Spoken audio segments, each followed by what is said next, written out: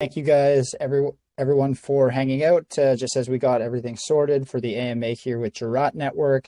JTC launches tomorrow, and I know it's been a long time coming. As I mentioned in my post, we first had the chance to learn about what these guys were building here behind the scenes in our space on CoinMerge for the utility showcase. And Sarah, who has been working with this team, from an advisory and marketing standpoint, was nice enough to bring them. And again, I was really impressed with what they're building up, not only with the concept, which we'll get into more throughout the AMA, but just because of Mike's background. And I've said probably 100 times here in our AMAs or on the channel at Caesars, on a longer term or utility project, it has to be about the passion.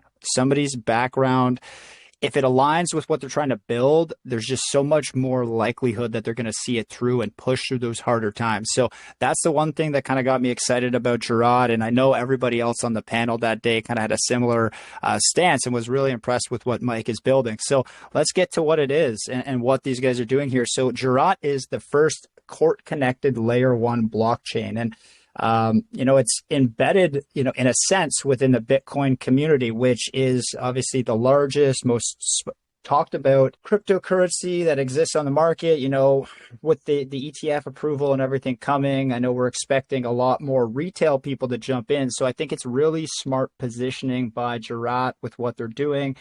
And again, it's all focused around consumer protection, your legal rights, owning your assets within the blockchain and within Web3. So I really like what they're building up. That's it for my introduction. I'm going to kind of stop it there. I'll throw the mic over to the team, but I am very impressed. For me, this is definitely a project that I'm going to be watching closely and has earned the right to be here, no doubt. With what they've built out. So, Mike, happy to have you here and excited to jump into JTC. Hey, thanks, Maurice. I'm really psyched for the conversation today. As well, man. So let's get into it. I know I mentioned a little bit in the background. You have that litigation experience, and it does make you a little bit more knowledgeable than most when it comes to the field of compliance. So what led you to kind of creating Jurat, and give us a little bit more of a background about yourself and the vision you have here with this one?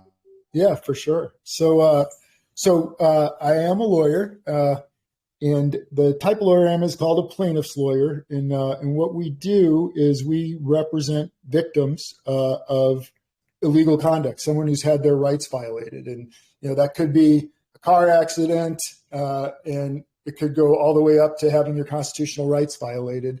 I've made my career I pursued the things that are of interest to me, and that's generally been civil rights litigation, which is on the constitutional side, as well as consumer protection, because that's, those are the sorts of places where, my heart lies and where I want to see, regular people being respected. And having spent close to 2 decades doing that type of litigation, practicing in the courts, learning how judges think, learning a lot about the law, and learning how court processes work. What is it, 3 years ago, I found cryptocurrency, and I wanted to start representing people who'd had their rights violated on chain. So people who had clicked on a phishing link or fallen for a pig butchering scam or had their wallet hacked.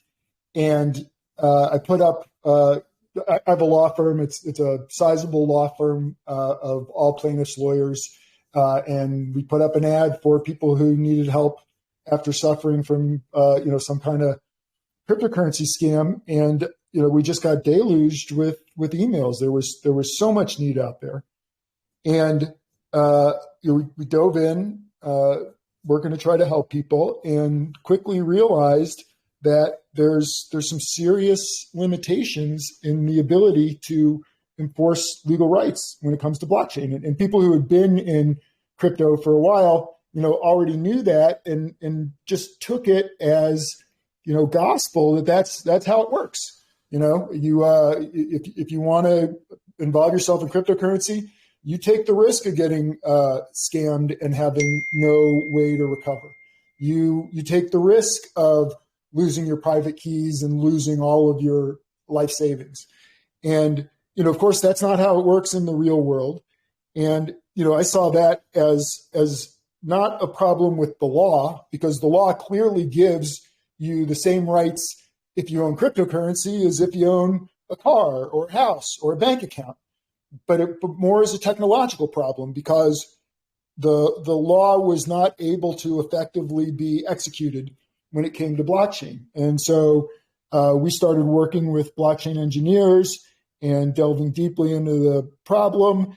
And as is the case for lots of people in the cryptocurrency world, we went down the rabbit hole. And now 3 years later, we're popping our heads out, having patented processes and built out this layer one blockchain that has this ability to connect to courts. And the journey was both one of examining the law and really understanding what makes blockchain special. And the design philosophy for the solution was that on the legal side, we couldn't tell judges what to do. We couldn't tell them, you got to download a wallet, you got to do this, you got to do that. And on the blockchain side, we couldn't mess up anything that was good. So we couldn't come up with a solution that was bad for decentralization or that required users to go through KYC just to set up an account on the blockchain, or that interfered with anybody's ability to self-custody their assets, created a central point of failure, introduced intermediaries, all of those things that blockchain solves for beautifully, we could do no harm. And so eventually, the technological solution we came up with was a decentralized way for blockchain nodes to interact with court dockets and understand what a court has ruled about a blockchain transaction. Was there a problem with the transaction? Should some or all of the coins get sent back to the victim? If so, how much? That sort of thing. And it can do it without any intermediary in the process. Not even an attorney is needed to look at what the court has ruled and then tell the blockchain what it's supposed to do. The blockchain will be able to directly understand what the court is requiring. Now, it doesn't mean it's going to understand, the 50 pages where the judge talks about all of the judge's reasons and what the facts are and all of that. But at the end of the day, any dispute boils down to who is going to prevail and how much is awarded to that person. And that's exactly the sort of state change that blockchains do, many, many times a day.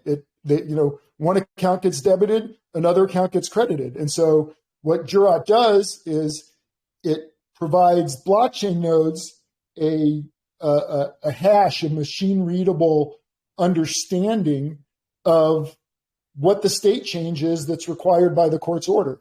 And the judge himself is the person that puts that in their order so that we know that there is no body, there's no space between what a judge has ruled and what the blockchain knows to do. So that avoids intermediaries, that prevents any central authority from having any say-so over the blockchain. And so the reason why it's taken 3 years is because we had to, for ourselves, tackle all of that and find ways to make it work, both with how courts function and with how blockchain has developed. Awesome, Mike. Well, again, I appreciate that introduction. And, there's a few different ways that you can look at it because personally, Caesar and myself, he started the channel before I ever got involved back in, I think it was like April or May of 2021. And then I kind of came on board in November.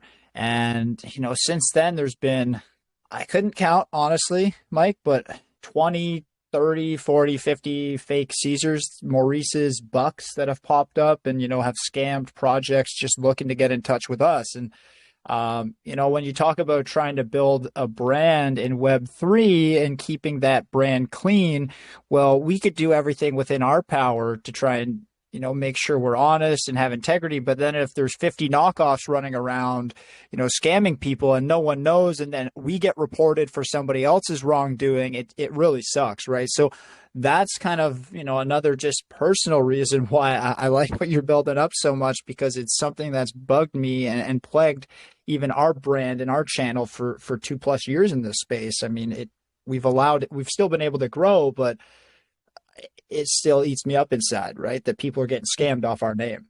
That's really interesting, and not even a use case that I had been thinking about until you mentioned it. But because it's kind of a hybrid Web 2, Web 3 problem, right? The impersonation is probably taking place over X or Telegram, something that's Web 2. But the only reason they're able to pull it off is because they can jump onto Web 3, create this anonymous wallet, and use that as the net to drag in their ill-gotten gains. And what you could do if that was taking place on a Jurat chain is you would have legal standing to protect your own name, and you could go on and get a court to freeze those wallets that the scammers are using, or at least freeze cryptocurrency as it enters those wallets. And that'll take away the incentive of the scammers to personate you. They'll go try to pretend to be somebody that doesn't know about Jurat. And just again, for me, I know it's outside of the traditional scope of what you're doing, but it's just a personal reason why I think something like this has a lot of value and a lot of potential in the space. Now, a lot of the purpose or the reason why somebody may come to Web3 or may come to the crypto space is because of the anonymity behind it. So with that said, how do you guys address, tackling in Web3 the issue of someone being anonymous versus in Web 2? Like, if you set up a Twitter account on Web 2, like it's linked to your phone number. So like there's, which is linked to an area code or a specific, so like you may not be your house, but it's so much easier for that from a tracking perspective, like enforcement wise. And, yeah, my dad used to be a cop. That's why I speak, from a legality standpoint, kind of the way I do or understand that. But yeah, like for me, I think there's just a lot of value there. Well, like I was talking about the design philosophy, anonymity is one of the great things about blockchain. It's what makes it, a freedom technology. And so it was vital to us that we not formulate a solution that would require someone to register in the same way that they have to register for an X profile, for example, because, the fact that blockchain accounts are a totally open architecture. All you need to do is know the algorithm to generate a wallet, and you have an account. You don't have to go through a bank. You don't have to go through anybody. That's a vital part of what makes blockchain so powerful. And so, yeah, the way we look at it is we weren't going to come up with any solution that changed anything about that. And instead, the answer that preserves all of that is to let courts address the wallets. And if somebody is a good actor, then they can come into court and defend themselves. But if they're not, then chances are, the person that has brought the lawsuit involving that wallet will win the case, and the judge will make an award, and the blockchain will execute it. All without needing the keys of the offender. Now, I appreciate that, and I don't want to get too far down, my own personal rabbit hole there. So I'll go back to more so the overall, ecosystem that you're building up, and I want to start with the token, or better put, the coin that you guys have launching tomorrow that's supporting this, which is JTC. So just for anybody who's first time hearing about Jurat and what these guys are building up, walk us through what any raise rounds may have looked like, pre-sales, private sales, VC funding that's gone into this to put your development to the point where it's at right now. Yeah, sure. So taking a step back, JTC network is what's called a Bitcoin fork, and there's forks like Bitcoin Cash or Bitcoin SV or Bitcoin Gold, and what each fork does is it starts off by playing the ball where it landed. So when we forked Bitcoin, we forked at the point where every Bitcoin transaction that had taken place up to that moment became part of the Jurat ledger of the JTC chain. And so, we're not the type of project where, somebody spun up a smart contract and decided they'd create 1 billion or 1 trillion or 1 quadrillion coins and, can just do whatever they want with them. We accepted BTC as it existed at the moment of the fork. So everyone who owns a BTC account as of the fork can control the same JTC on the JTC blockchain.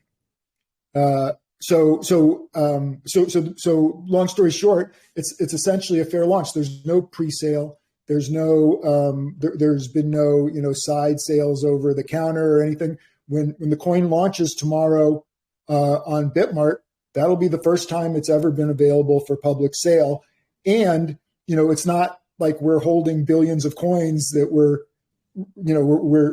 excited to sell into the market. It would be something much more similar to how Bitcoin Cash lists or Bitcoin SV lists.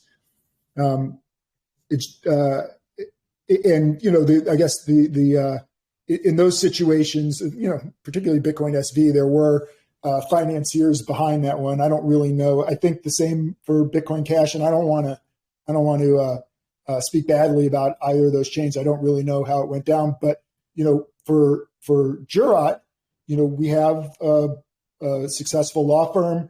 We are addressing a serious problem that we see for due process in general. It's not only a problem for blockchain, but it's a problem for courts and for the profession that we practice in. Because imagine a world where the law can't apply to blockchains, and that would be bad for well, I think it would be bad for all of us, but it would be bad for the legal industry not to be able to help. So we've privately financed the development that's gone into this. A lot of that, of course, is your standard type development in the blockchain space, paying the engineers, paying the devs, paying the creators. But so much of it is on the legal side. And obviously, as lawyers in a law firm, we absorb that cost, which is fine because we love what we're doing here. And again, that's awesome, because it's a big hesitation, right? When you look at distribution and stuff on some of these projects. And there was one I was looking at the other day, and it was live trading, but they had 73% of their tokens still vested within Unicrypt. And for me, that no serious or long-term project investor is going to throw any real money or time into a project when they don't know what that 73% is going to do. It could get released and then dump, right? So that puts a project in a very difficult position when you're talking about scaling and onboarding new people. And with you guys being your own blockchain, well, onboarding and getting new users is super important. So not having those token gates in place to restrict people, I think that's smart on your behalf, Mike. Thanks. I hope so. I hope that the Bitcoin holders claim their JTC and start actively using it in our system, which was part of the reason why we forked it by accepting the BTC ledger, is so that the coin would be widely distributed, available for use. And appreciated by the BTC community for what JTC can do without having to be sort of like a BSV where you're claiming, we're the king of the hill. That's not what we're trying to do. We're trying to augment the system here. Again, it's, that transparency is really key for something like this. Now, I guess throughout the conversation, because so much of DeFi or, people in the space, they're not really on board or a fan of the whole legal discussion. So how do you shift the narrative now and get people on board or to understand that, compliance, regulations, and, essentially people taking responsibility within the space is not a bad thing. It's actually progressive. Yeah. Everybody's natural reaction to lawyers, or many people, is I don't want anybody telling me what to do. And nobody wants anyone telling me what to do. And that's not actually what this is about at all. It's about bringing the benefits that the legal system is giving to all of us and making that available on blockchains. And when you think about it, I mean, the legal system is a classic public good. It's free, and it improves the quality of people's lives in ways that are, transparent to them, that they like transparent in the sense that like air is transparent. You don't think about it, but it's always there. And, I'll give you a couple of examples, just IRL examples. If you want to enter into an agreement with somebody and you're going to have to pay them money up front, or you're going to have to do work before you get paid, you are relying on the fact that the legal system is there to enforce your rights if the other person, reneges, if the other person breaches, if they frankly screw you over or defraud you. If the legal system wasn't there to back up people when they make deals, a lot of deals wouldn't happen. It couldn't happen. If we want commerce to take place over the internet between strangers without having to go through banks and Visa cards and intermediaries, then we need to have the legal system there for them and accessible on chain the same way as it is in the real world. Another example is, something you probably don't think about very often, but when you get into your car and hop on the highway, you're subjecting yourself to a serious risk. The chances of getting injured in a car accident are much worse than getting injured in an airplane flight. We all know that. But you're willing to accept that risk because you know that if somebody were to negligently hurt you, you can go to court. And you also know that since all the drivers know that if they're negligent, they can be taken to court, people are going to be on better behavior. They're going to have to at least put in some care to what they're doing. And so that makes everybody safer when they get on the road. Not so right now with blockchain. The reason why we have, general use by scammers, they prefer to use the blockchain than the Visa network, is because it's irreversible. Once they pull off the scam, they don't have to worry that the money that they've scammed is going to get clawed back by a court.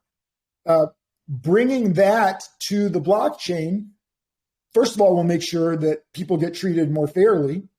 But secondly, it will discourage those sorts of scammers from the outset. I also think about ransomware. When people click on a link and their computer gets taken over by ransomware, the ransomers, the hackers, don't say, give us your Visa card number. They say, send us Bitcoin. And they do that because they know that once you hit send on your wallet, you can't get those coins back. If you had coins where the law can get enforced on a person-to-person level, then ransomware people aren't going to ask for a ransom in those coins. And so the blockchain that has those features should be, in general, a safer blockchain to use from the outset because it's going to be disfavored by criminals. Again, from an enforcement standpoint, like what would be the steps now for you guys? Like, is there going to be like a submission portal within the JTC hub that you guys are building up? Would somebody have to come into your community? Were they, defrauded and have the support via the Jurat network? Like what's the actual recourse for somebody should they come across a scam or be part of, being defrauded? Yeah, absolutely. So at this very moment in time, and will not be the case very shortly, you need to contact us through our info@jurat.io, and we will take you through the process. Very shortly, we'll have a judicial manager portion of the website, which will be a UI that automates most of the process. But of course, anything having to do with intersecting with the legal system can be difficult to understand. And so, we're available to answer questions about the process. We can't give legal advice, but we can certainly talk people through how to use the judicial manager. And ideally, you'd get yourself a lawyer as you would for most legal disputes. And we're happy to interface with the attorneys to talk them through it too. There's another project that's out there, and they have a product called the Soft Note, which is essentially like trying to use Bitcoin for like cash purposes. I'll put you in touch with that team if you'd be interested, just because that could be a really cool potential way to get more adoption for JTC here. Yeah, potentially. Yeah. please. No, I was while you're chatting, I was just kind of thinking, I'm like, man, this would be a good fit. And that team's always looking for, sorry to go a little bit off topic, but I'll definitely connect you with them because, yeah, adoption wise, partnership wise, if you guys can get more people, because that's the thing, like how, if somebody's not, because Bitcoin's like a bit more, if you think about, I guess, access from a financial standpoint, Bitcoin's the most expensive, right? So a lot of people maybe at the lower end of the scale may feel like Bitcoin's not for them. However, there's ways you can get access or exposure to Bitcoin without necessarily having to hold it. So there's that huge pool of people that you guys can target there. And like, that's kind of what I'm trying to get at. Like, not everybody can hold a Bitcoin, but there's a lot of people who are trying to get into that sector, and there's smaller ways that they can interact with the network. And I think you guys can gain a lot of value in the customer base there. So yeah, how do you kind of tailor or target those types of users? So the way I see it is, everybody on this AMA, we've taken the time to understand cryptocurrency, and it's a big learning curve. And obviously, if you're in cryptocurrency, you are not risk averse. You are a risk taker. And chances are you're fascinated by technology and economics, et cetera, et cetera, et cetera. But the risks associated with using cryptocurrency and holding your actual wealth, material portions of your wealth on a blockchain are very significant and much greater than most people are willing to or should accept. Because in the blink of an eye, someone could make off with your life savings and there'd be nothing you could do about it. When you realize that you clicked on the phishing link and you want help to get your coins back, Bitcoin does not have an 800 number that you can call. It's not like a bank. And there's plenty of bad things about having to go through the banking system, which are the sort of things that Satoshi, figured out how to solve. But the issue of legal rights between individual participants on the blockchain, that needs to be solved before the massive amount of users who could be benefiting from blockchain will actually make the leap. And, we've got this spot Bitcoin ETF thing, which is a way for, more wealthy people to get exposure to Bitcoin, but they're not spending it. They're not holding it. They're not using it as trustless internet money as Satoshi intended. And so that part of it has to be in place before the massive users will come on chain, and you have to be the right kind of cryptocurrency for the massive users. And I believe that a cryptocurrency where you have the ability to protect your legal rights fits that role, and not just for small individuals. I think it fits that role for large commercial interests too. There's when you look at complicated and important commercial transactions, they have contracts that are thousands of pages long because they're trying to account for every single thing that could go wrong. And those contracts still end up in litigation. Billions of dollars worth of litigation spent on contracts like that every year. So before serious commerce can start freely saying, yes, we're going to accept cryptocurrency, they need to know that they have the ability to enforce their contract rights in a court. And I know there's like some verbiage on the website, the white paper, about how it talks about how JTC could be seen as a branch of Bitcoin. What we've seen in the past is, sometimes as products or brands scale, there becomes a moment where they start to catch the attention of that larger entity, which would be Bitcoin in this situation. And how do you guys make it so that as you garnish their attention, you're met with open arms versus the situation where we've seen people have been like, no, we don't, we're not connected or this or that. So you want it to be seen in a positive way and not just like another token potentially that they've been airdropped, right? So it's just that it's all about kind of connecting the perception to those that don't understand what you're building. Yeah. I think that's right.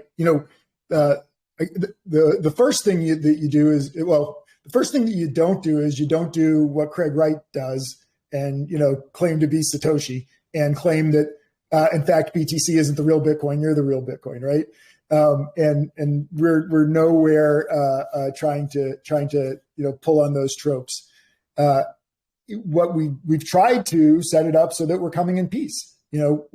As of our fork, almost all of the Bitcoin that is ever going to exist had been created on BTC. So I think, there was close to 19 million of the 21 million pre-existing at the time of the fork. So in that respect, somebody who is holding Bitcoin simply for their economic interest has no reason to hate on us.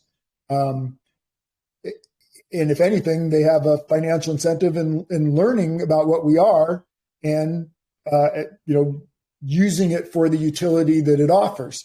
They don't have to choose between JTC and BTC. And in fact, one of our pitches is that, you should hodl your BTC, spend your JTC, because you can spend it with these extra protections that you don't have for BTC. And, BTC frankly has become more of a store of value than internet money in the way that Satoshi had envisioned. It's a great response, Mike. Really is. And kind of, sticking on, what Satoshi envisioned, a big thing that allowed Bitcoin to get to its popularity over time since, its first kind of introduction was Bitcoin mining, right? That was a big thing that people did back in the day. It hasn't been as popular maybe the last year or two, unless you're able to run like a large scale, more industrial size operation just because of costs and everything. But yeah, Bitcoin mining was big. I remember way back in the day, you could I'm pretty sure mine Bitcoin through Facebook in a way. And I thought it was a joke, but I wish I'd paid more attention. I guess the joke's on me now, right? So how do you guys plan to scale up the mining side of JTC, similar to how Bitcoin really used Bitcoin mining within their growth? Kind of it's a weird question to ask, but I know mining is a part of your network, and it was so big for Bitcoin and their trajectory. I totally get it. I get a couple thoughts. The great thing about early Bitcoin was that the average person could mine it. You just needed a couple GPUs and you could set up your own rig. Those days are long, long, long gone. When you look at the total hash rate of Bitcoin, it's pretty much controlled by 6, 7, 8 different groups, which in that respect is highly, highly centralized. That didn't come until later. And so the early phase where the average person can mine it did help attract attention. And it gave people, in a sense, an equity interest in the network. That's hard to get anymore. One of the things with our mining that is important at this stage, it's sort of the reverse, is that we are limiting it to attorneys at this point, because it is important to us that whatever a court rules, the blockchain will respect that ruling. I represent clients who I know are right, and sometimes the ruling doesn't go their way, and that sucks. And I still obey and respect what the court has ruled, because in every case, somebody's going to walk out of the court disappointed. And lawyers, by our training and by our work in courts every day, know that there is a greater good to be served by having people follow what the judges say, even if they disagree with them. Non-lawyers without that experience, have a different set of priorities, and can see it differently. I think once the idea that blockchains and courts are better off working together becomes established, the idea that there would become a fork in the community over a particular legal ruling will be greatly diminished. I hope that comes soon. And as that happens, we intend to open up the network to legacy Bitcoin mining.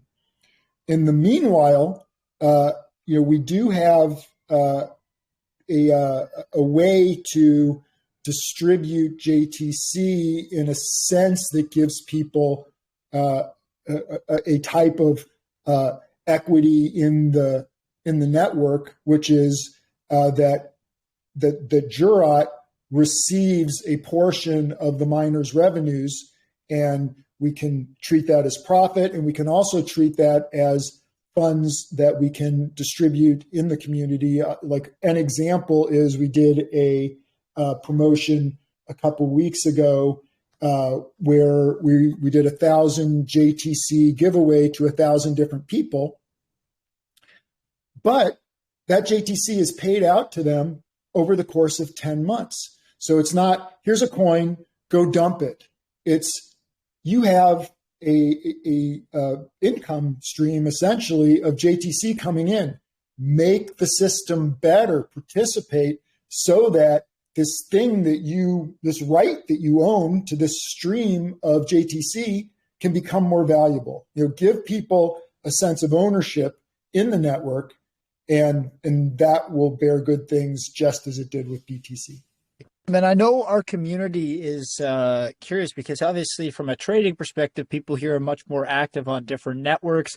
Like, do you foresee a place in time in the future, Mike, where, Jurat's use case could be pushed across to something like Ethereum, or would this be something that specifically, just because of the association to BTC, kind of stay focused around, the Bitcoin side of crypto? So the protocol itself is transportable. It is not the for lack of a better word, the back end of the protocol has to work with each chain, and as of this moment, it works with Bitcoin Core. But that's a question of coding and not of engineering or how the courts work. The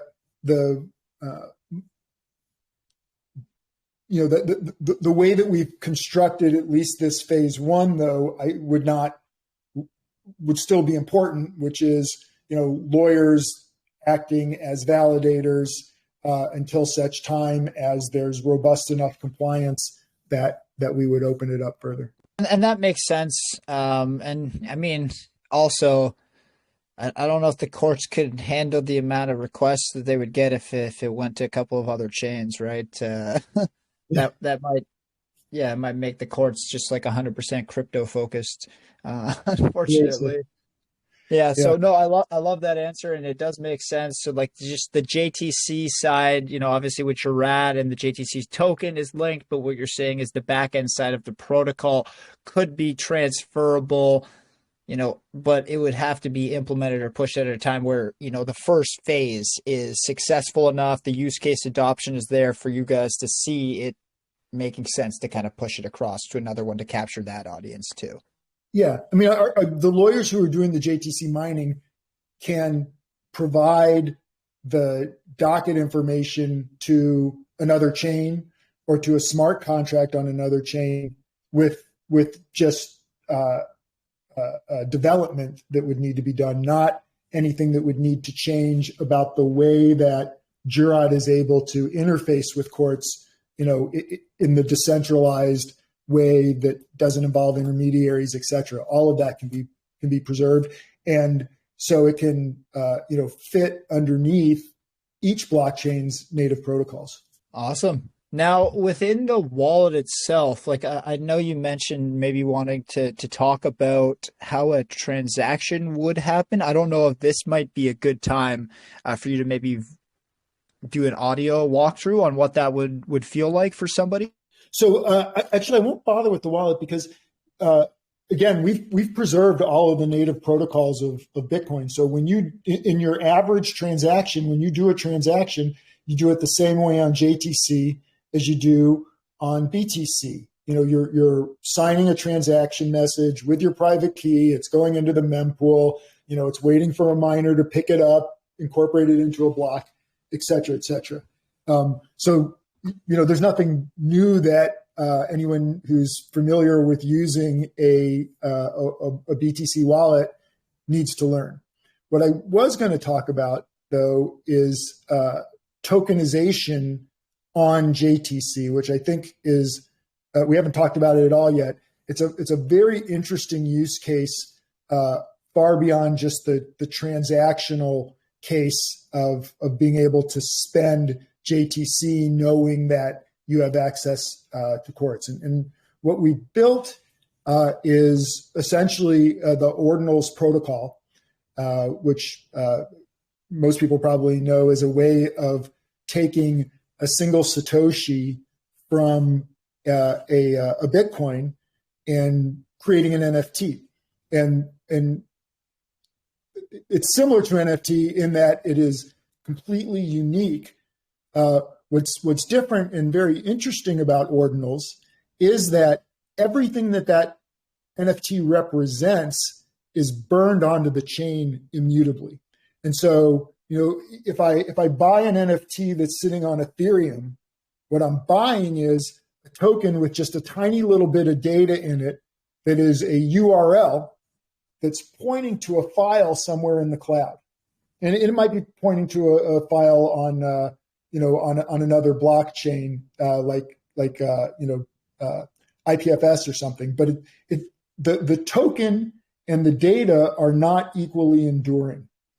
And so we're taking advantage of the fact that on Bitcoin and now on JTC, you can create an ordinal, and that ordinal, because it's created out of one Satoshi's worth of JTC, has the same court connection as the JTC coin does.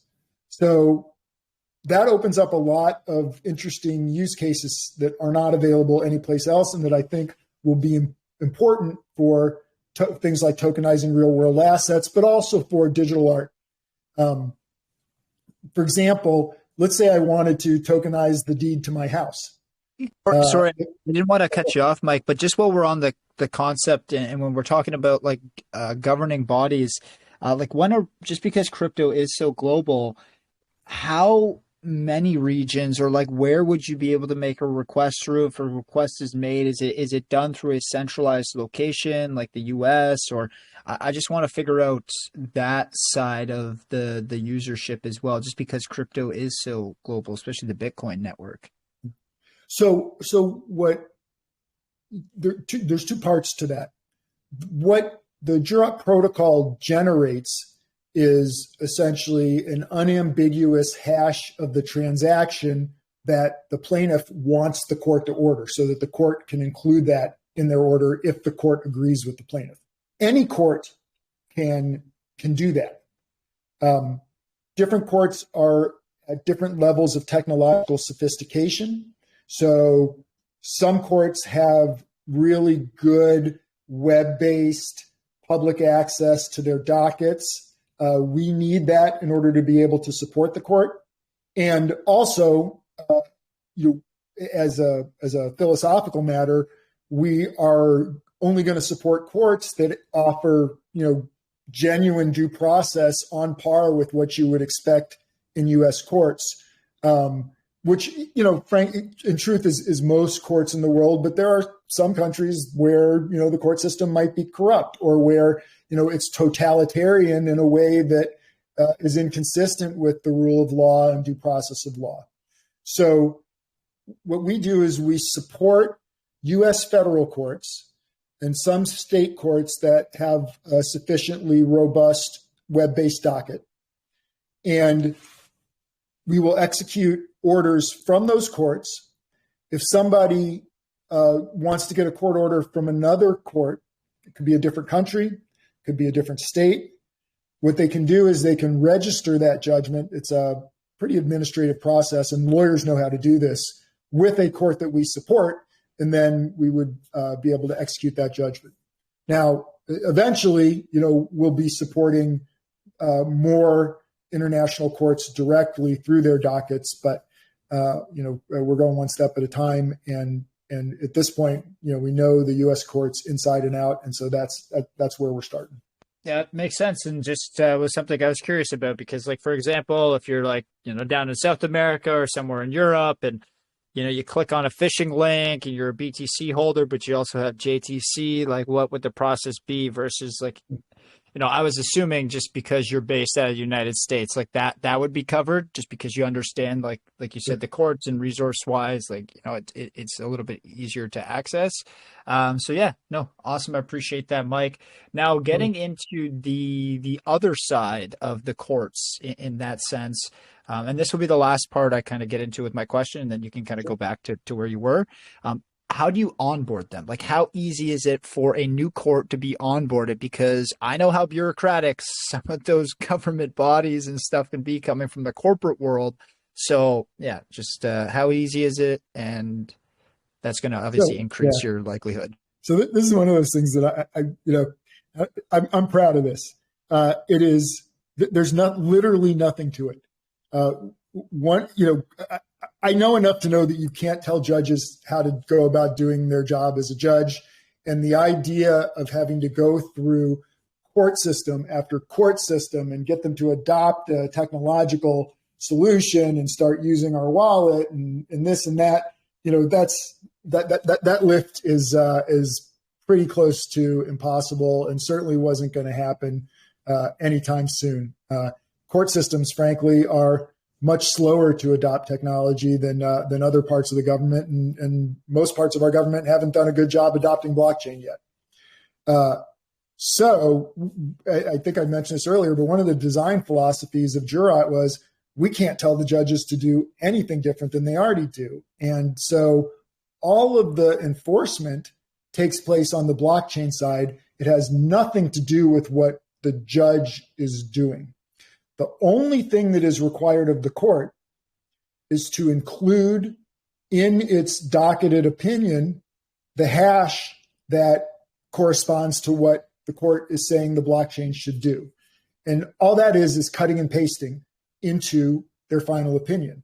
And that is something that courts do all the time. If I bring a lawsuit saying my bank account was unfairly debited and I want $1,000 to be put back into my bank account, I have to give the judge the bank account number.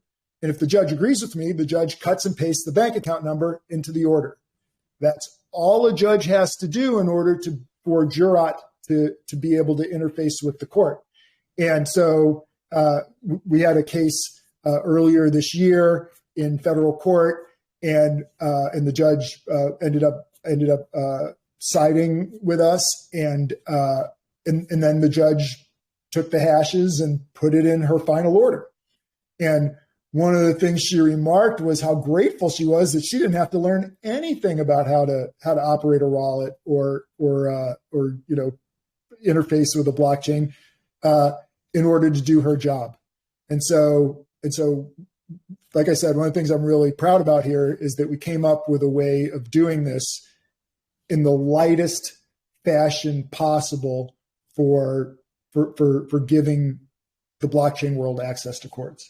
No, and the reason I asked, elephant in the room, for anybody who doesn't know, the average age of a judge, is typically over 45. So, we'll just leave it at that. They're probably, it'd be like trying to convince my dad sometimes, he's in his 70s and some of the judges still running are in their 70s. So it'd be like trying to convince my dad how to set up a crypto wallet. So Yeah, very smart in terms of identification, and that's what that was the last question I had, just with regards to the court side of things and location. So, apologies for cutting into your little speech earlier, Mike, but I'll throw you back the mic if you wanted to get back into it. I always hate cutting people off, but it was on topic, so I always yeah. Not at all. And Floor is yours. As soon as I become boring, jump in anytime. Because for boring, it's just more depth, right? You're actually and that was one of the things you said. And I remember from our space was you're like, you know what? I'm not your traditional lawyer. I'm much more charismatic. And you do hold true to that. So I will say you're very accurate. You're a good read of, your own vibe in a space. I appreciate that. And I have my hand over my heart right now. But I have no doubt that I start to become boring. And because I'm a lawyer, I can't hear myself becoming boring. So please do jump in whenever you think it would help the listeners. Don't worry. I'm the boring AMA host too. I always joke that my competitors are here. They're like hyping stuff up. They're like, yeah, man, go buy this. I'm like, okay, so walk us through the technicality and the holder distribution on your meme coin, and everyone else is out there like hyping. And I'm like, give us the holder distro on your meme coin that's pumping right now. They're like, what? I'm like, yeah, that's just go with me. Yeah, cool. Okay, so what I was talking about was the ability to use a Bitcoin format ordinal that is created out of a JTC Satoshi and what that functionality unlocks for an NFT. And if you wanted to tokenize the deed to your house, for example, you could put that on chain. And if something were to happen to that token, you can go to court about it. So if somebody stole the token, you don't have to worry that the person that stole the token now owns your house. You can go to court and reclaim that token. That's vital to a frictionless world of tokenized assets, because a person who receives a token legitimately has to be able to rely on the fact that that token transfers ownership, or else the whole system grinds to a halt. If they have to, go double check, or you have it, but it really doesn't entitle you to the real world asset, then what's the point? So there has to be real consequences to what a tokenized asset looks like. But by the same token, because there are real consequences, there has to be resort to the legal system. And so the JTC connection, the JTC coins connection to a court also functions with each Satoshi. The other thing that having that kind of close connection to courts allows us to do with our NFTs is you can basically use them to tokenize legal rights. And so this is a first generation usage of it, but we've got a NFT minting service that mints ordinals on the JTC chain. And what I was going to do, assuming I can figure out how to share my screen the right way, is walk people through that a little bit. Do you all see the JTC ordinal page? Yeah, we got that there. Great. Okay. So minting a JTC ordinal in terms of the clicking and pasting and all of that is very similar to other types of minting sites that you might have used. So you can either do an inscription, or you can upload a file that'll then get burned onto the blockchain. I'm going to treat this like digital art, and I'm just going to upload our Jurat logo and treat that as a piece of art. And then this is very unique. So I'm an artist. I create digital art. I put it out there, and then there's all sorts of questions about this NFT. What are my rights as the creator of this work in the work that I'm digitizing as this NFT? And what are the rights of the person that's going to buy it? And that's a big problem in the digital art industry right now, because people mint these NFTs. Maybe there's no copyright agreement at all. Maybe it's sitting on a website, but again, that's Web 2, and that web document can get changed. The URL could get changed, and so people can't find it. And so nobody really knows exactly what rights they're buying. With a JTC ordinal, at the time that you mint it, you pick a license. And that license is immutable because it is already burned as a separate ordinal onto the JTC chain.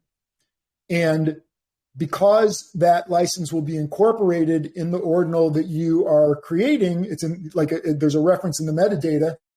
Anybody who looks up any of our ordinals on the Ordinal Explorer will see what the licensing is and can look it up directly and understand what it is that they're selling and what it is that they're buying. For what I just created, I'm going to use a commercial license because that's Jurat's logo. And as a company, I want the maximum amount of control over that. I have the ability, if I want to add royalty requirements, which many artists want to do. And one of the things that has been a problem basically since Blur and OpenSea started competing with each other is that artists have no way to enforce the royalties that they've reserved for their works. Previously, they relied on the marketplaces to collect those fees, but then Blur and OpenSea got into a battle of who could charge the least to attract customers, and the artists are the ones that got screwed over in the process. I'm not planning to sell this. This is a intellectual property for my company, so I'm not going to be selecting royalties, and then I continue from there. I won't interface with the wall right now, but basically I will give a JTC address to the service where I want my ordinal sent, and it'll get sent there. And I'll pay in JTC to mint it. Let me switch over to the Explorer so you can see these are things that people have been minting lately, but I don't know particularly if they've reserved any kind of royalties. Okay, so here, so basically, I'm going to click this one. This is the Explorer where I can find out information about this ordinal.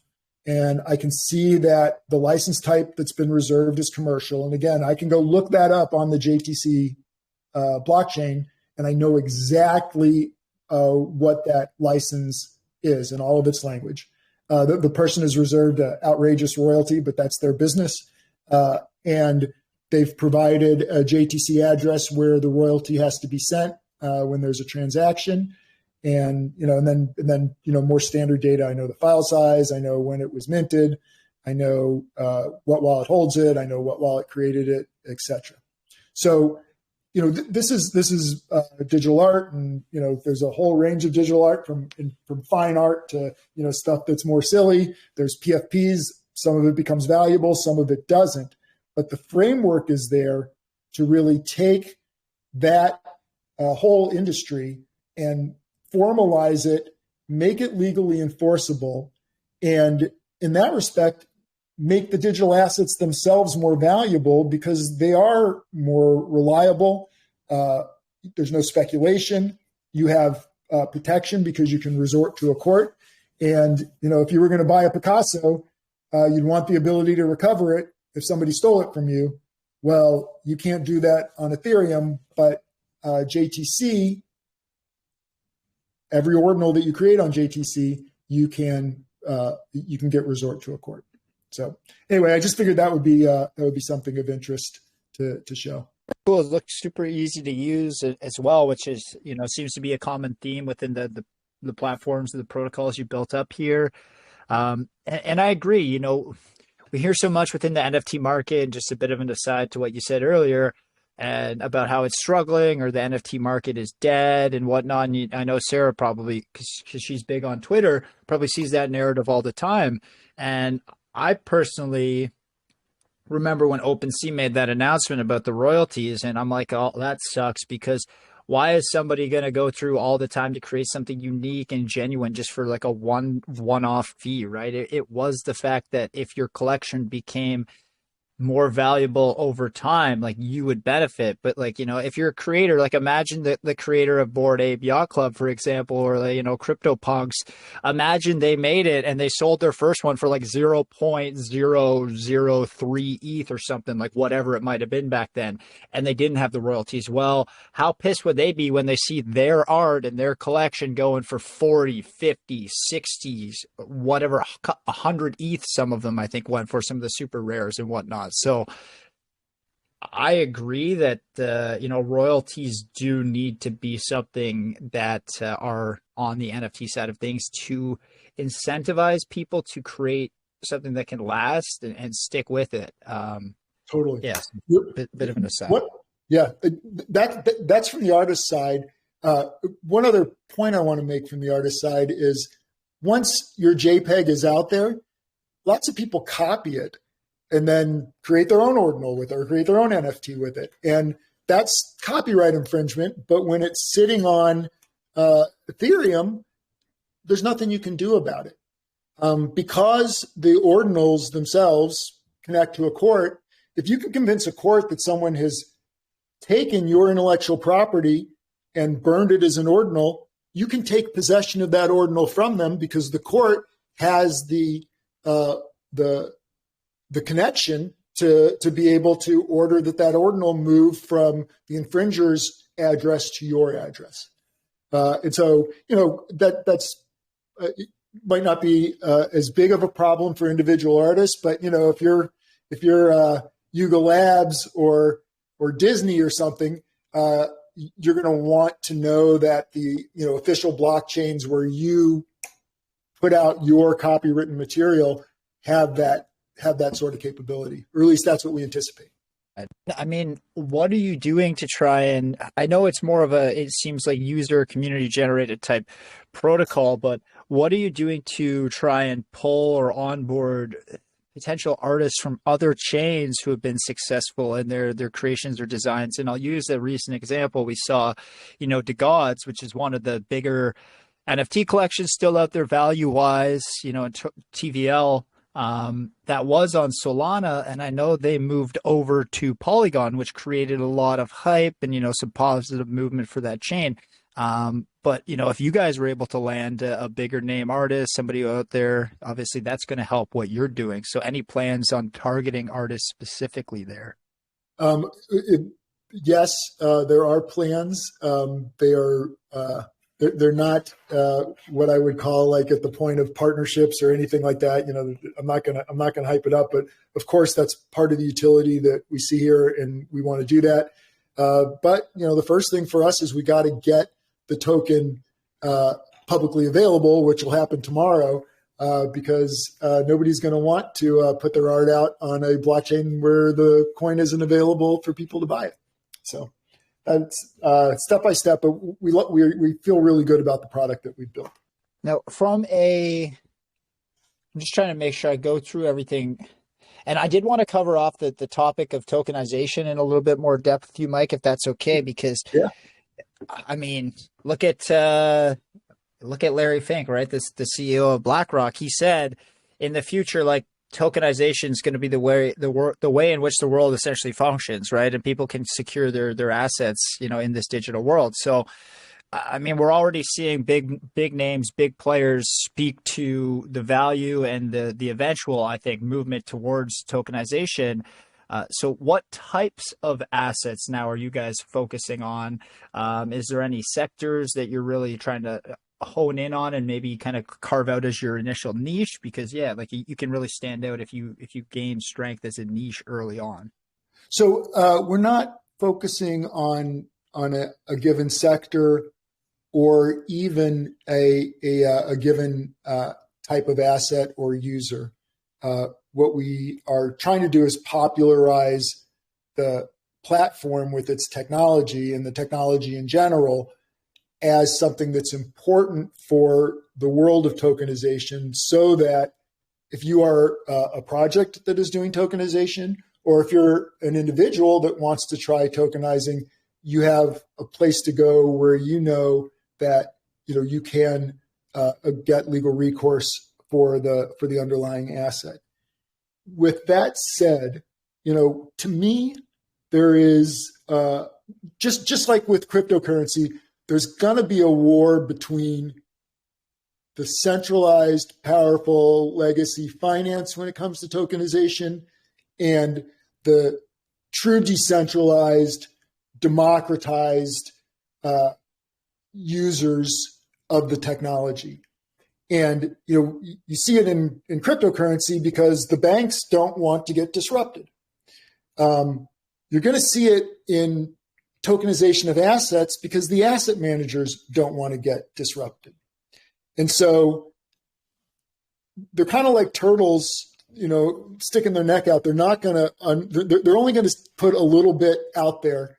And they want to continue to control the access to courts when it comes to those digital assets. They want to be custodians of those assets. So really what they're going to do is they're going to create their own tokenization systems and say, you have to come to these systems. You have to work through us, because if your token is just out there in the world without a custodian, think about all the terrible things that could happen. Someone could steal it from you. And to a large degree, they're doing that with some users of cryptocurrency, talking about the importance of having a good custodian for your coins, etc. What Jurat does is it disrupts that sort of claim of the custodian to controlling the digital asset, and it lets individuals or more democratic-minded projects tokenize assets where the individual can truly own and control the token. So, will the industry want to follow us and use this sort of technology? I hope so. There's a lot of reasons to it. And they can still find lots of ways to add a value to the system and make a profit.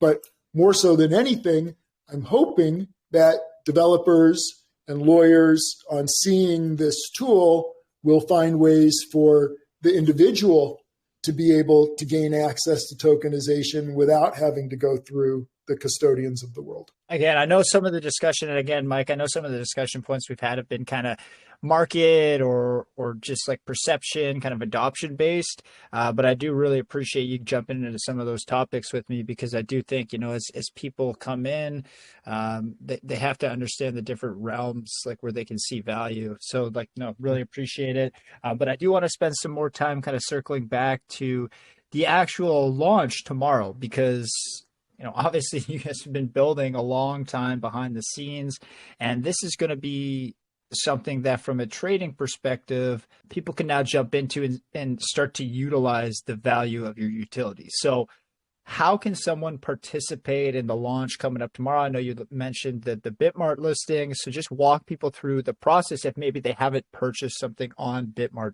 before. So we're starting off on Bitmart. That'll be the initial exchange to carry JTC. We certainly are looking at, and I anticipate will expand to multiple other centralized exchanges. To purchase on Bitmart, I think you have to come from a country that is not on their prohibited countries list, and unfortunately, U.S. is.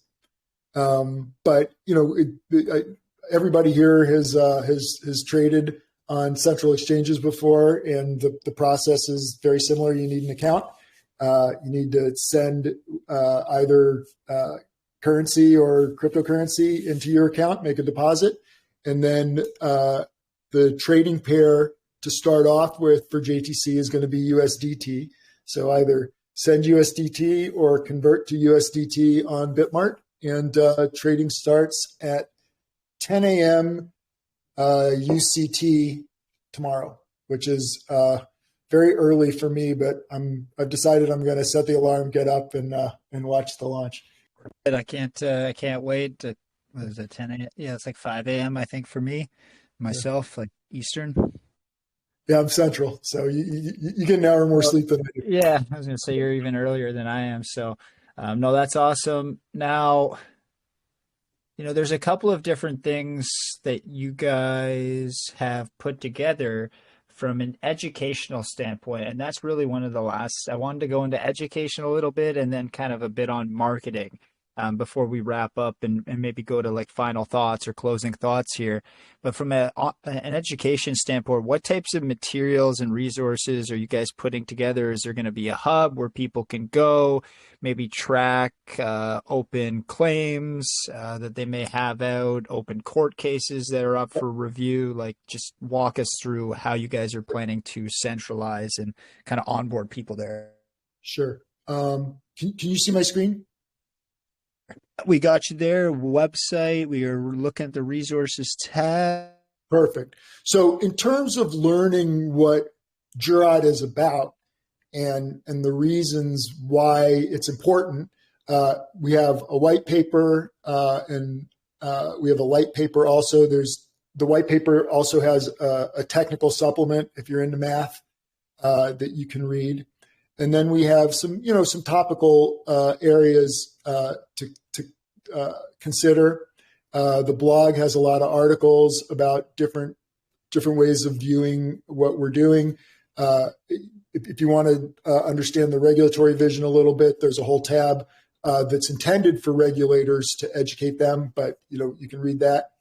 As far as people being able to see what is happening in terms of litigation, there's a notices section under the JTC network portion of the website, and when cases get filed, this gets updated, and like here's an example. You can see what's going on in the case, and when the judicial manager gets added, which, like I said, is very, very soon, you'll actually be able to look up the codes that have been tendered to a court, get an explanation of what they do, so that everybody can be sure that they're on the same page about what's happening with Jurat litigation in court. You'll be able to look up a wallet address and see if that's involved in litigation, and if so, access all of that information.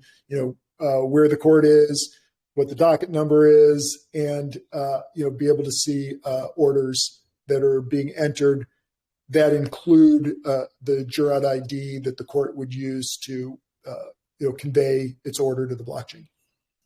Now, like I've seen a few people and they really like the concept, but they're not sure just like how they, as somebody who's not big into the BTC. And again, I know we covered this a little bit earlier on, but I'll go back to it a bit to kind of before we close out. If they're not a BTC holder or whatnot, but they really love what you're trying to build up, they think there's a huge value in the use case. Like, what's their involvement like with the project right now? Like, essentially from buying in and maybe having the token price go up, like what can they do to utilize some of the resources or actually use the protocol right now? So I mean, obviously, just like with BTC, you can transact with it. We have some people have used it with merchants, very, very few people, but like people have bought laptops with it. People have bought coffee with it. We actually have one of the things, in order to stimulate that, we have a little tab where if you are able to go out and negotiate with a merchant to buy something, pitch it to us. If it's something that we're excited about, we'll refund the JTC to you, or at least some of the JTC to you. So you can participate in the community by actually using JTC. You have the ability to start creating ordinals, which are both denominated in JTC, and you can use USDT and USDC to mint it, but you can also use JTC to mint it. In addition to listing the coin, Bitmart has its NFT marketplace, and we'll shortly be integrating our ordinals there. So if you are a digital artist type person, you can use the JTC minting process, and then you'll be able to sell your art starting off on the Bitmart market. And then we have very active socials, which are places where people in the community can discuss what they think is going to become with JTC.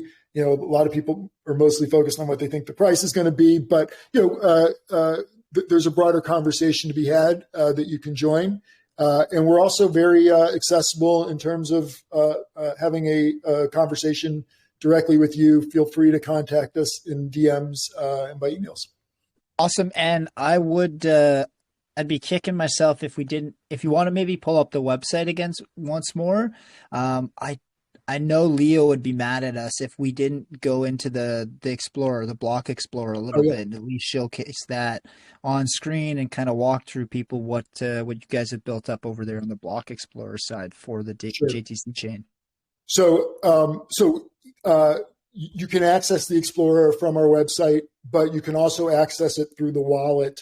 And by the way, I should mention that the next version of the wallet, I think it's already in the App Store approval process, but it's about to come out very, very soon. And in addition to being like a typical Bitcoin wallet where you can see your transactions and you can send and receive, you are going to be able to view ordinals that you have created and sent to your Bitcoin wallet. You'll be able to view that in the wallet. And that's a pretty cool feature. There's very few wallets that support ordinals at all right now. Currently, we're only supporting JTC ordinals, but we certainly have on the to-do list adding support for other Bitcoin format ordinals, and it'll just be a cool wallet experience. But at any rate, if you do look at a transaction in the wallet, you can get to the exact same information that I'm about to show you from the website. So it'll show you blocks, recent blocks and creation times, the size of the blocks, so you get some sense of like how much transaction activity there is. These are just the block awards over here on the 6.25 JTC. That's not the transactions that are within the block. If you want to see the transactions that are within the block, you can scroll down, and this will just give you an idea of what type of activity is happening on chain. So 3 blocks ago, each of these transactions, for small amounts of JTC, but people are doing it, are getting awarded the block. This 6.25 is the successful miner won that, along with some transaction fees. But yeah, you can click through on any transaction. You can see, it's a UTXO system like Bitcoin, so you can see the inputs and then the output UTXOs. You see the spent UTXO and then the outputs. You can look up on the Explorer by block, by transaction hash, by wallet.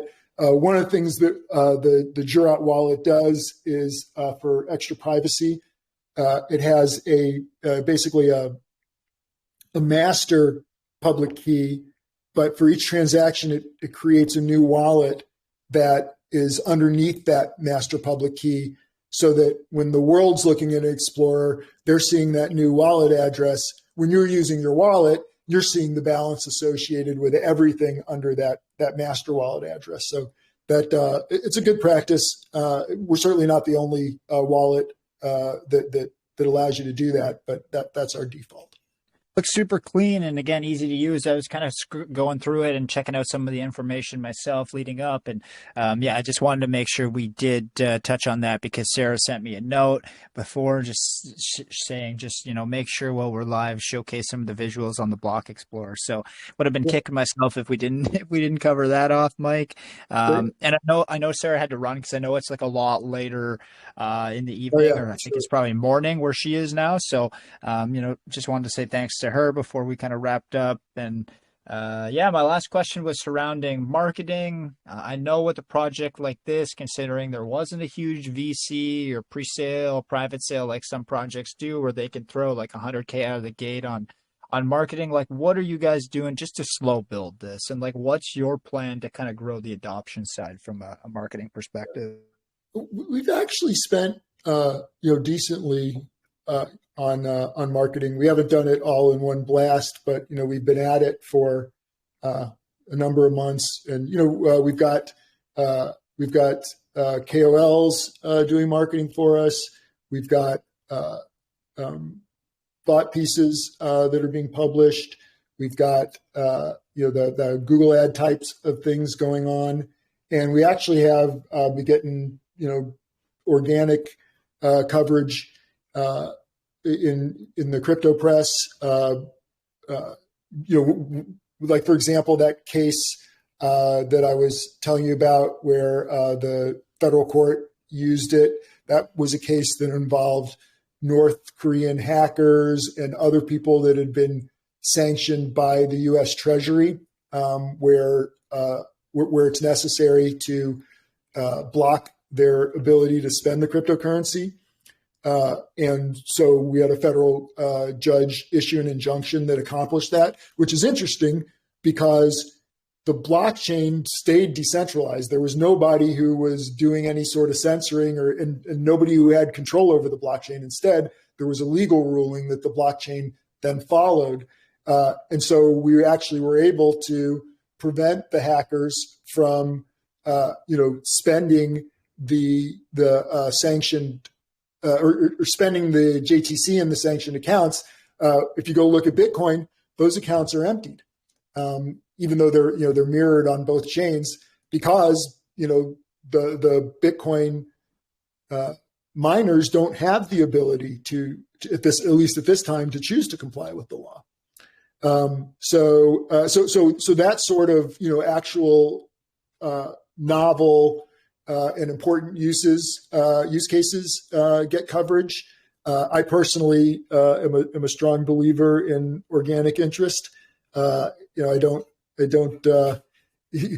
you get the texts and such, saying, hey, for a couple $100 you can come on my AMA or whatever. I never do those things. We're building interest. We are doing the KOLs. We had another successful AMA earlier this morning. And so we're getting out there to the community. I personally feel like the listing is a watershed moment in terms of marketing, because it's the shiny thing that are going to cause people to want to learn more about what we're doing. And I think that's going to bring a lot more follows, a lot more interest, and a lot more conversation around what it means for blockchain to finally be able to communicate with the law and bring the benefits of the law to the blockchain. There's a whole nother conversation that we haven't had yet that I would love to have, which is about what the blockchain can bring to the law. And that's something I'm very excited about in terms of how once you have a blockchain that is connected with courts, how you can make things fairer and cheaper and more efficient in terms of making sure that there's access to justice for everybody, and not just for rich people who can afford to litigate a case for tens or hundreds of thousands of dollars. That's definitely something that we could jump into. I'd love to have you back, in the future. And, personally, I don't know what you're doing on Thursday, or if maybe Sarah is going to be back on the panel with CoinMerge. But if you wanted, I'd love to have you jump in maybe for the utility showcase, just to update everyone, because it has been almost 3 months. And for me, I love showing continuity with projects, and especially having individuals and projects come back in there that I meet or that I kind of bring myself is always great. So if you have some time, like Thursday, 1 p.m. Eastern, I'd love to have you jump back in the utility showcase and just kind of update everyone. And obviously it'd be great because the token will be live. So there's a little bit of a different conversation we can have. Yeah, that would be cool. If you can be a little bit flexible about it, I'll know more what the rest of my week looks like after we've got the launch thoroughly underway. I'll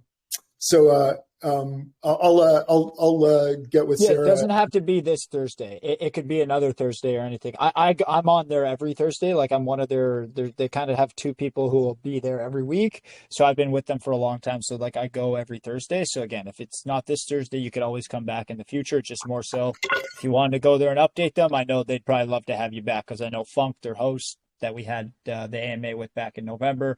He, as well as myself, really enjoyed your concept, and I'm sure he'd love to have you guys back. Awesome. Yep, that sounds great.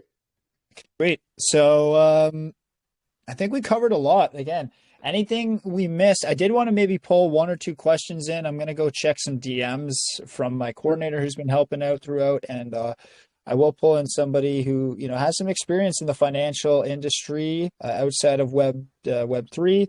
Up for a question, one of our pretty frequent AMA visitors, Sujay, is going to jump in, and I always like to have him on these bigger projects because, you know, he works in the financial world and has a good understanding on Cool. the blockchain side as well.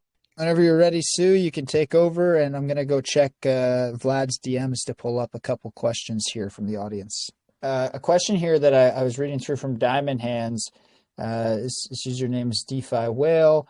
He was wondering, like, you guys reference RWAs within the website and the white paper as an example.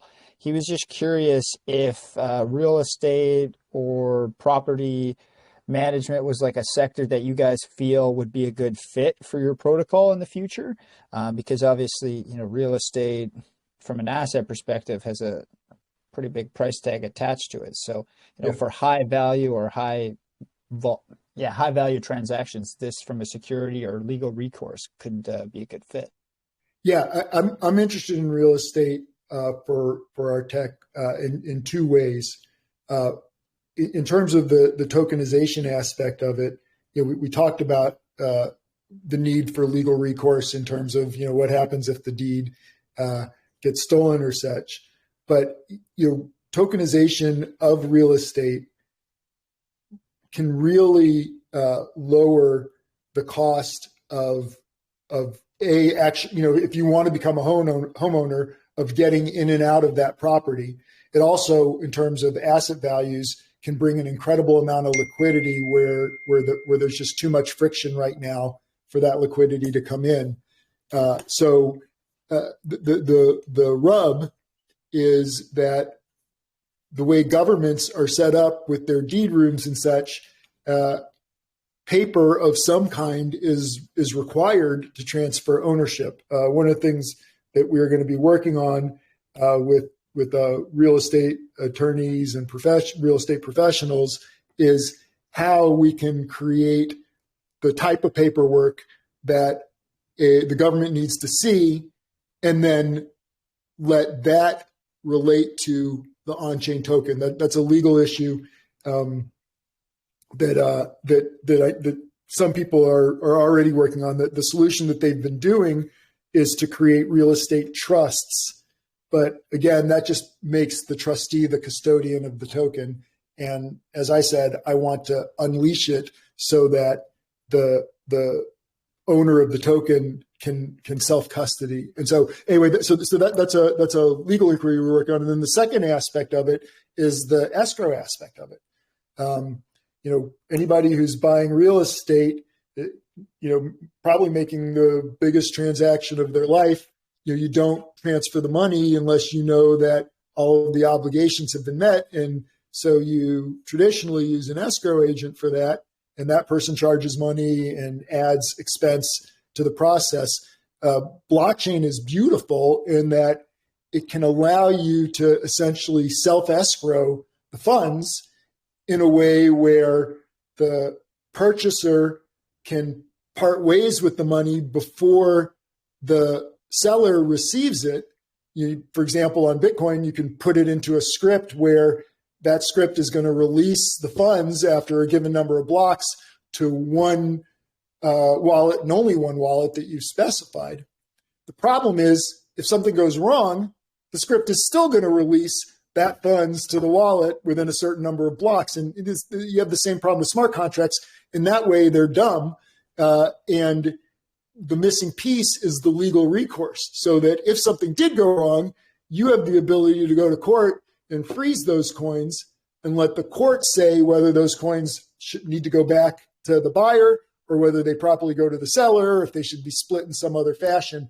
And so now that we have a court connection between blockchain and and a decider of that sort of dispute, I'm very interested in the escrow services part of it.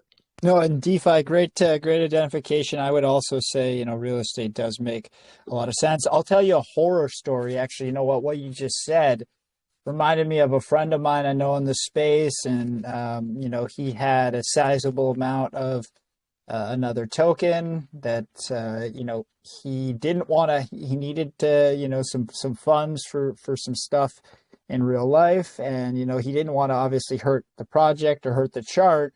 So he OTC dealed with somebody for Bitcoin. And again, it was a sizable amount.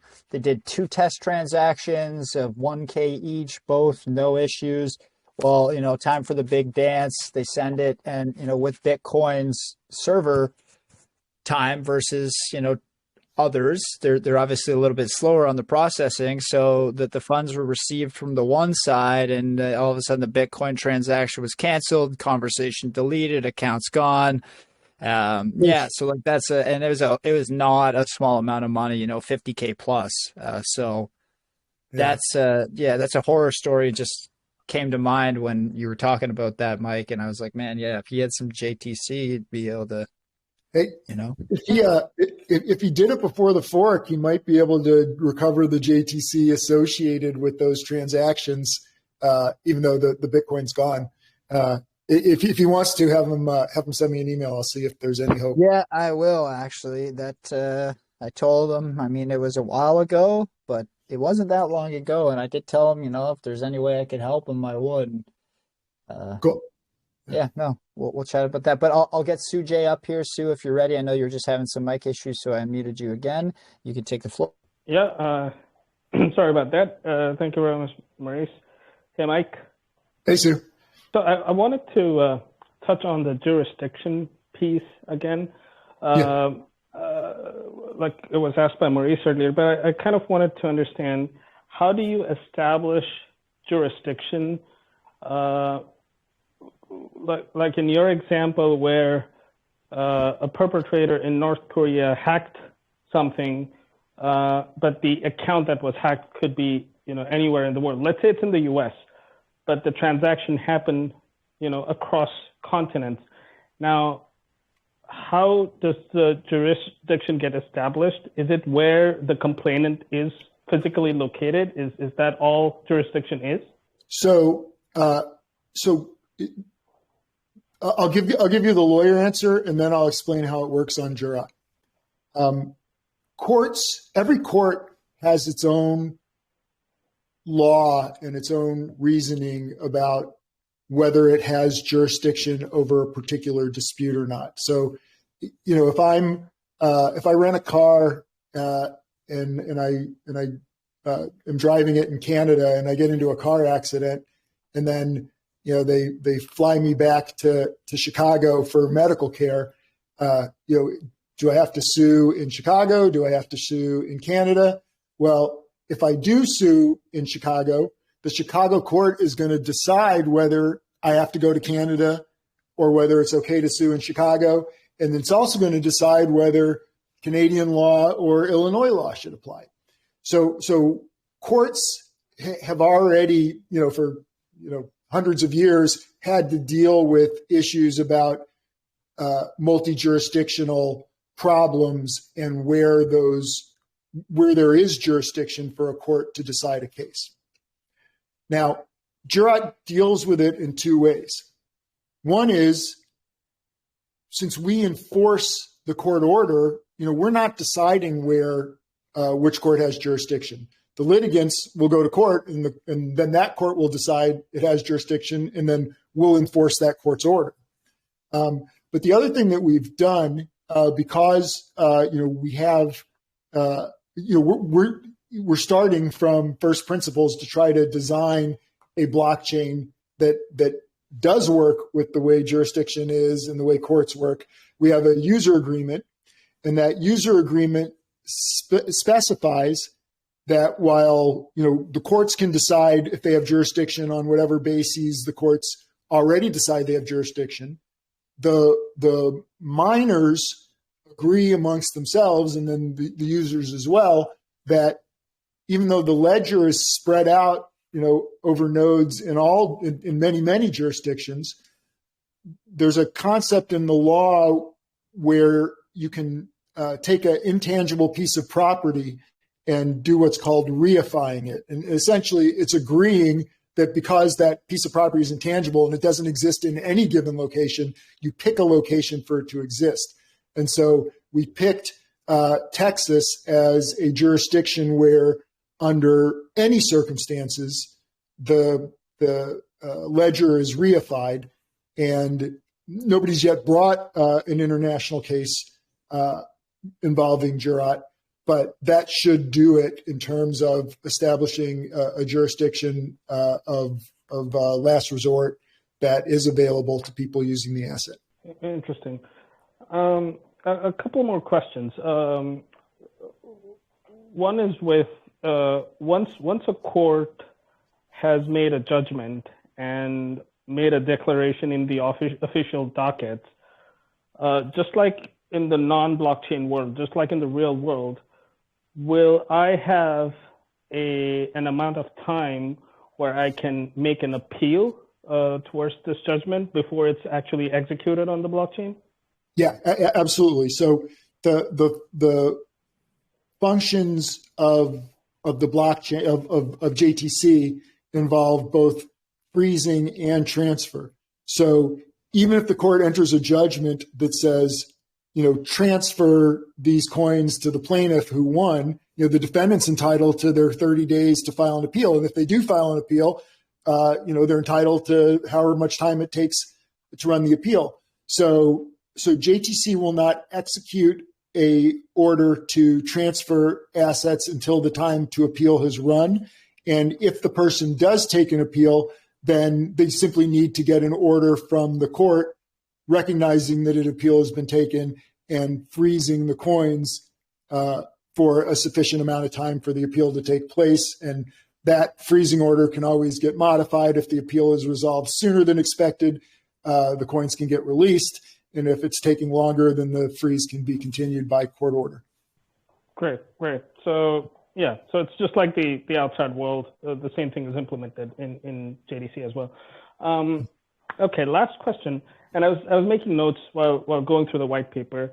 The one thing that kind of stood out for me or sounded like, could be a challenge is when you're dealing with coins, like any random coin that might have been illegally transferred from one wallet to another, and then you have a complainant who has filed a case, the judgment is ruled in his favor, but in the time that it took for the judgment to arrive, the actual value of that asset has dropped significantly, right? Now, even if the judgment is in my favor and I'm going to get my asset back, it does not have the value that it had when the illegal activity had occurred or when it was transferred out of my wallet. So how is that compensated for? So that is a legal question that happens in cases all the time. If let's say I was defrauded into buying a stock and, I want to sue over that, or somebody stole something from me and took it to a pawn shop, and values change over time. And I'm answering this is not legal advice, but I'm answering this as a lawyer. And by and large, the court deals with that by saying, yeah, it went down, but it also could have gone up. And so imagine the case where I've stolen 10 coins from you and they were worth, $1,000 when I stole them, and now they're worth $300,000. And I say to the court, I should only have to give back $1,000. The court says, no, you got to give them the $300,000 because you've got to return the asset that was taken. If it goes in the other direction, if it goes in that direction, then the plaintiff is better off. If it goes in the other direction, the plaintiff is worse off. All we can do on JTC is execute a court order regarding where that asset should go. You still have the right, though, to, if you can identify your defendant in real life, you can sue the defendant and ask for a judgment in dollars or whatever other asset for the difference if you can convince the court that legally you should be entitled to it. But what Jurat does is it complies with orders about where the JTC asset or the ordinal or the BRC20 or whatever that is sitting, the digital asset that's sitting on the JTC chain, it complies with the court order about where that should go. Got it. That makes sense. Thank you so much, Mike, for answering all those questions. I have many more, but I think we probably are running out of time as well. So I appreciate your time and answers. All the best with this. Thank you. I appreciate the questions. They're really good ones. Oh, thanks, Sue, for jumping in. And we got one last question that was sent over by Vlad. I'll read it just verbatim. And again, if you need clarification, I could maybe just DM him to see. In the miner-driven configuration, the white paper just states that for a judicial transaction to be considered valid, it has to meet a specific or sufficient number of miners to observe the request ID. He said, could you just elaborate on safeguards in place within the ecosystem to ensure malicious actors couldn't obtain multiple miners and control how some of these outcomes may be swayed? Got it. So there are different ways to set up the Jurat protocol. In each case, nodes need to go witness the docket. And if you set it up so that the miners themselves are going to witness the docket, then the math works out that the network is protected to the exact same degree that it already is protected. So for a transaction to get into a block, or for a block to be accepted into the ledger, the block has to be accepted by at least 51% of them. For Bitcoin, this is different a little bit for different networks depending upon their consensus protocol. But for Bitcoin, more than 50% of the miners have to accept it. Now, the way the miner decides whether to accept a judicial transaction is essentially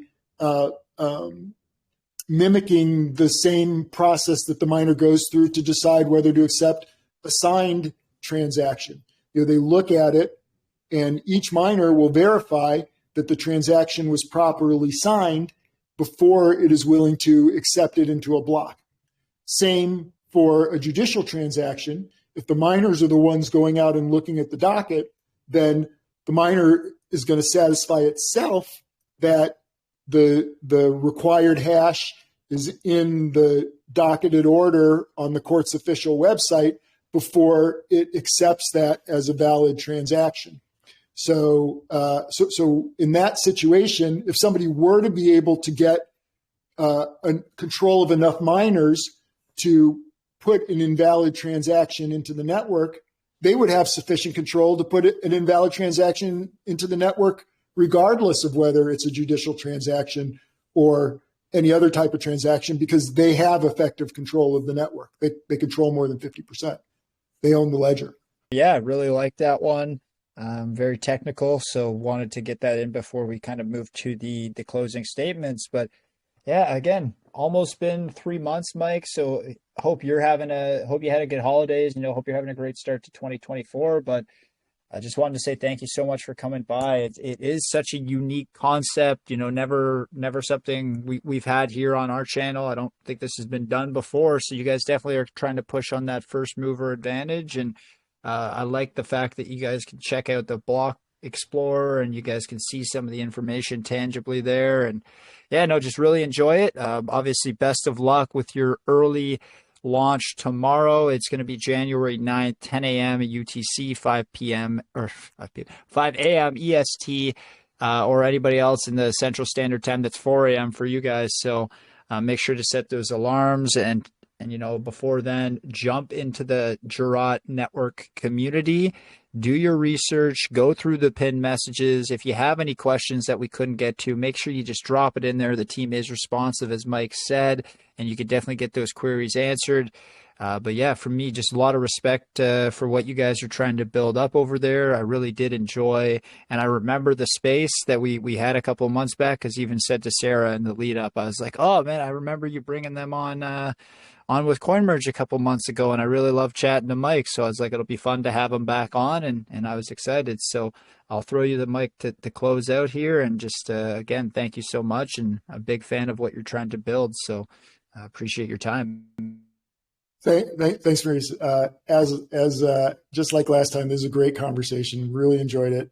I appreciate everybody on this AMA, sticking around to take an interest in something that is not typical in the crypto world, and that requires some work and some thinking to understand. And I hope you spread the word about it. And I hope that in relatively short period of time, you start seeing us as the standard of care and the industry standard for what needs to be happening in crypto. So thanks.